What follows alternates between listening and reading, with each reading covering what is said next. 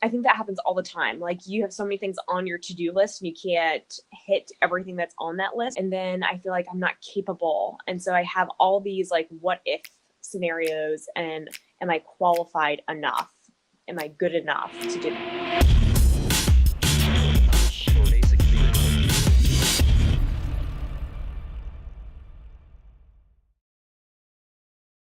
So, a little bit about me. My name is Kaitlyn Chana. My background is I've had a love for storytelling since I was knee high. So, about a year and a half ago, I started a nonprofit called Real Stories, Real People, where we are a nonprofit that creates stories for other nonprofits, educational institutes, and people with a positive cause. So, that's all video based storytelling. And my actual degree from college was in broadcast journalism. So, I used to be in television news for a long duration of time. And how I even got into television news was for my love of philanthropy and storytelling, which was spearheaded by my nonprofit that I had when I started in middle school, where we created homemade cards for children with life-threatening illnesses. And it was in those moments that I thought those were the most important stories that I wanted to see on the local news. And that led me into storytelling and getting my degree to be a journalist. And so I was a journalist for a long time in the field, and then it felt like there was a lot of great stories that are sometimes overlooked because there's so many hard hitting or car crashes, or at least in the Jacksonville area is covering a lot of murders and homicides and assaults. But there's so much good out there that sometimes we don't always get to see it on the news. So that's how Real Stories, Real People was started in a nutshell. You're getting good at the elevator pitch and origin story. Yes, it is definitely a lengthy spiel, so I apologize for that one. Oh, no, you're good. That was a lot of information really quick. I was impressed. So, how long has Real Stories? It sounds like it's always been kind of a journey to get to this end destination, but how long has Real Stories actually been organized? Yeah, so all the paperwork and all the logistics was about a year and a half ago, making sure we had the right people in place. And at the time, I was still working at the television news station, and I didn't know exactly what this all meant, but so many people kept coming to me, and usually it was parents of like a child that was diagnosed with acute lymphoblastic leukemia or epilepsy, and they wanted their story of their child that was going through this adversity, who was then giving like t-shirts away to other kids. They wanted video. They wanted something that was tangible that they could watch over and over, and hear that loved one's voice. If God forbid, if the worst case scenario happened, but just to be able to share it with family. And so that's the reason why I got into storytelling. And when I was thinking about it, I couldn't do it in the news sector, but I knew I could do it in the nonprofit sector. And so that's when I kind of formulated all the pieces. So it took a year and a half, but now I would say in the last 6 months, we've flourished. And I mean, we've helped. There's been a great event even at the university level here in Jacksonville where they're creating adaptive toys for children that have special disabilities. And so to be able to tell those stories and to be able to make sure like the sound, the video, everything moves and breathes the way it's supposed to on a typical news story that you see, but specifically for great things that are happening in our community, great causes, great, just connecting moments where people are brought together and they're inspired and they're moved, and you feel this action that you want to be able to have, this call to action to be able to do more in our community. That's what it was all about. And so what gave you the, I don't know what the proper term is, but the courage to start like seeing something that you wanted to do at such a young age? Because it really all started in the beginning, right? With the cards, and then go out and actually do it. Because I know for myself, like I had a lot of childhood ambitions that are manifesting now in my 30s, but the in between, like there was just, I didn't have that level of courage, or maybe it was influence around me that gave me permission to kind of be creative in that way. Yeah. So when it started with Love Letters, the nonprofit that I had in the past was called Love Letters, Random Cards of Kindness. And how that even got started was I used to be in Girl Scouts, and my mom was my Girl Scout leader.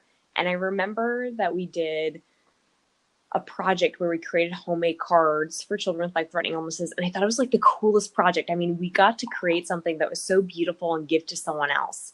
And it was a project that when I earned the badge, I felt like it was such a huge honor to be able to receive this blessing of getting a badge for something that to me was so tiny, but made such a huge difference in someone's life.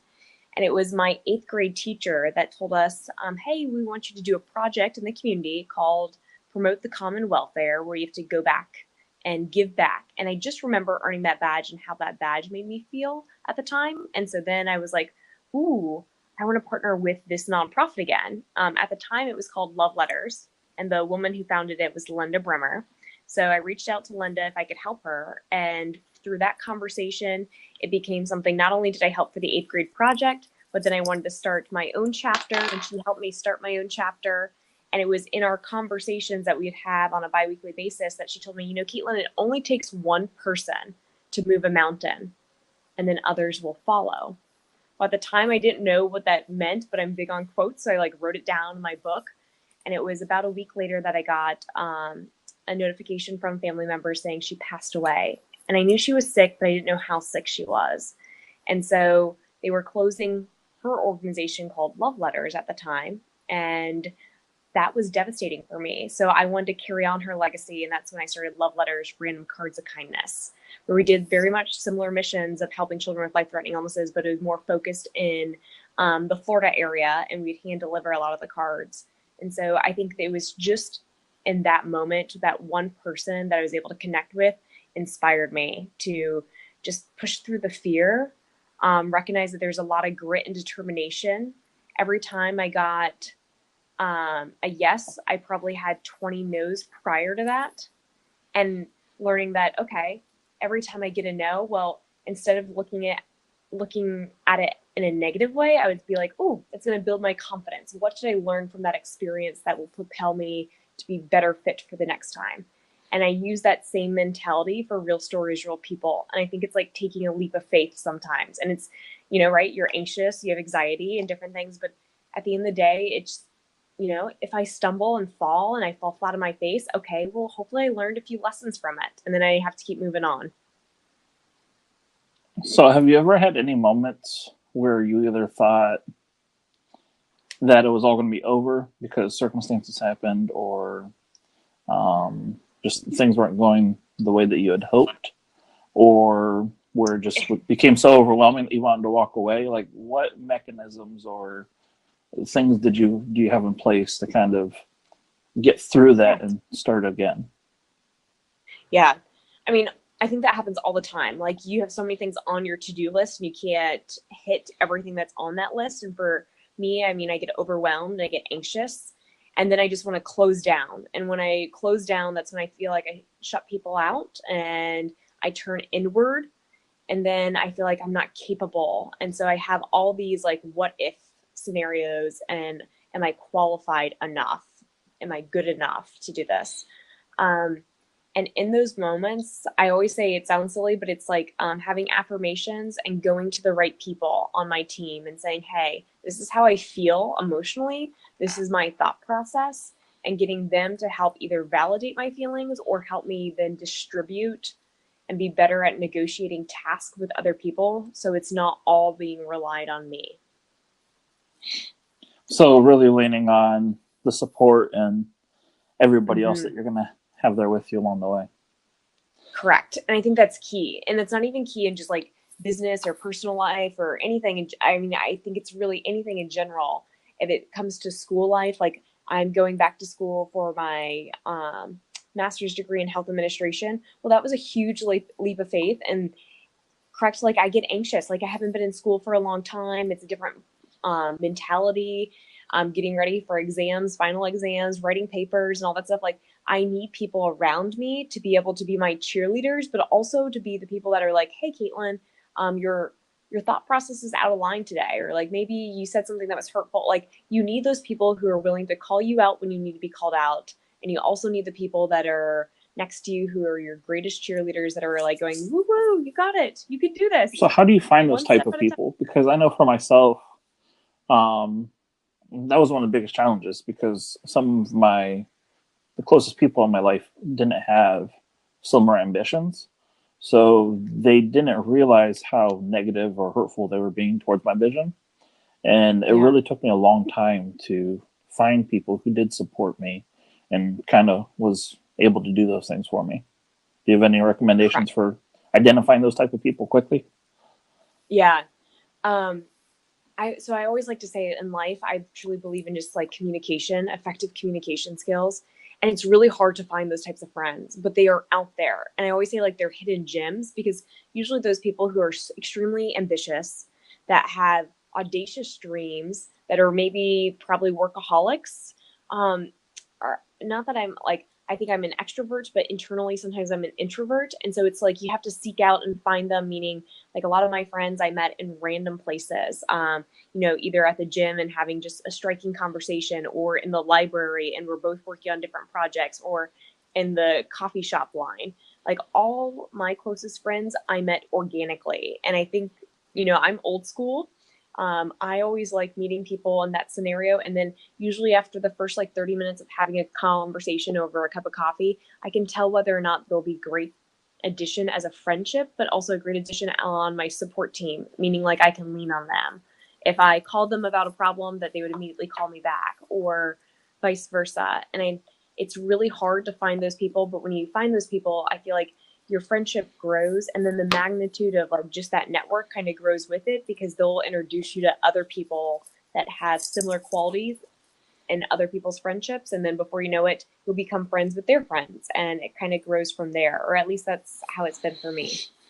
No, and for me, it's the same thing. It's really weird because likes attract likes. And I Mm-hmm. remember there was a time where I was just sitting in a coffee shop reading a book because I told myself, well, if I can do anything out in public that won't hinder Yeah. my productivity, it will just make me a little bit more uncomfortable that I can do in the comfort of my own home, that I need to go out into Yeah. the world and do it. So I was sitting in a coffee shop reading a book, and like 4 tables away, I heard a fitness instructor working with a client, helping her reframe the way she was talking about challenges. And when I went to leave, I Yeah. was like, hey, you talk like I try to talk. We should become friends. And 2 years later, he's one of my best friends. So See, it's so, it's like in those moments. yeah, Oh, I love that story. And that's where I think it happens. Like we have to push ourselves out of our safety net, or like even for myself, like I always say, like I have like the bubble. mm-hmm. And so if I go to, maybe I'm just tired and exhausted, but I don't really want to go to a networking event, I'm always like, you know what, Kaitlyn, you can either go home and do your things that are already on that to-do list that's always going to grow, or you can go to this networking event and just look hopefully for having a striking conversation. And that's where a lot of like my best relationships have grown, just from like a random occurrence where two people were in the same place all at once, and our likes, our beliefs, our values, um, kind of aligned in some capacity, or we had a great meaningful conversation and the feeling was there for both parties, that I was like, oh, I want to get to know this person more. No, absolutely. And like, I've met you through our mutual friend, Stephen Davis, who's going to be a Yeah. return guest because he was on this event last year. And he'll be on later this evening. And we met through an app called Shaper, which is like Tinder for business people who want to network. Oh, So okay. like, it was just this really weird app. This is this person's profile. Do you want to meet them for coffee or have a phone call with them? Yes. If not, swipe left. And like, he's like, I make movies about social issues. I'm like, that's pretty cool. I Yeah. want to be an entrepreneur. Let's do coffee. And then 2 years later, you and I are now having fun on my annual marathon podcast. That is incredible. And Stefan is just such a great person. He's humble, he's genuine, he's hardworking, and he has such a creative eye. Absolutely. Um, it's one of the reasons. So we're working through Real Stories, Real People on an educational film entitled Empty, Mm-hmm. where it's talking about eating disorders. And for 10 years of my life, I suffered from 3 different eating Oh disorders, or wow. 3 most common. So yeah, anorexia nervosa, bulimia nervosa, and binge eating disorder. And so Stefan and I met through another mutual friend, who I was sharing kind of my story. And when I was sharing that story, he was like, how can we help people on a greater scale by sharing your story with it? And it was through having a cup of coffee with this person that I was like, oh my gosh, I literally went to a school the other day and the textbook that they were using and some of the teaching styles were very similar to my experience in high school. So more than a decade ago. And so nothing has changed when it comes to mental health and advocating for treatment for eating disorders. And so that's when we built a team of 4 of us and writing an educational film on eating disorders, and that's why it's entitled Empty, and working on with a team of teachers to write the guided curriculum so then it can be embedded into school systems nationwide. And so it's a 3-year project. Right now we have written the script, and now we're working in the right connections, making sure like we have the different correct physicians who treat eating disorders, psychologists, in the psychiatric community to also look at it too. So then we can grow and make sure that this is the right message that wants to be portrayed in the classrooms, and then having that conversation afterwards that's being facilitated by a teacher to ensure that not only do you watch a film that's realistic and relatable, but then we actually have a group discussion that kind of wraps up and maybe debunks any of the myths, and it helps, showcase the facts and the realities of eating disorders. Yeah, no, I've been kind of following the journey of how this kind of develops through Stefan, and me and him kind of sitting down and talking about creative ways to share the message, market the message, and get as many eyes on it as possible without becoming too distracted. So I definitely look forward to being able to have more conversations with you, and definitely want to have another episode where we just talk about this at length, because eating disorder is something that was a part of my family and had family members in rehab for it. So I definitely understand how severe it can be. And it's a whole topic for a whole nother day. Yes. And as you're aware, like eating disorders don't discriminate. It doesn't matter if you're a guy or a female, if you're young or old or black or white, like it doesn't discriminate. And the craziest thing is it usually takes so long to get treatment because there's so many different processes that you have to go through. Yep. But if you get treatment early, the likelihood of you overcoming that eating disorder and being completely free, it's definitely there and it's available. And it's like people like myself that I'm like, I'm very fortunate that I'm able to walk away and not have any of my eating disorders. Of course, I always have to check in with myself. But as you're probably aware too, it's like learning. You have to retrain your brain. You have to retrain how you think and how you act, because you're always going to be associated with food. No matter where you go in life, you have to eat to survive. So it's so important to be able to kind of train your brain in the right capacity so you don't hinder yourself for the future. No, absolutely. So unfortunately, we got to wrap this up so I can try to keep my schedule. Yeah. Where can people find you? Yeah. So they can always go to Real Stories. So REEL, almost like a film reel, and then Real People. So that would be REAL.org, or they can always go to KaitlynChana.com and connect either way. Okay, perfect. When I publish this, the audio next week to the podcast, I'll make sure I include links in the description for everybody too, so that way they can easily navigate. Awesome. Well, Mike, it was a pleasure chatting with you today. All right, thank you so much for being on. Awesome. Have a good one. You too.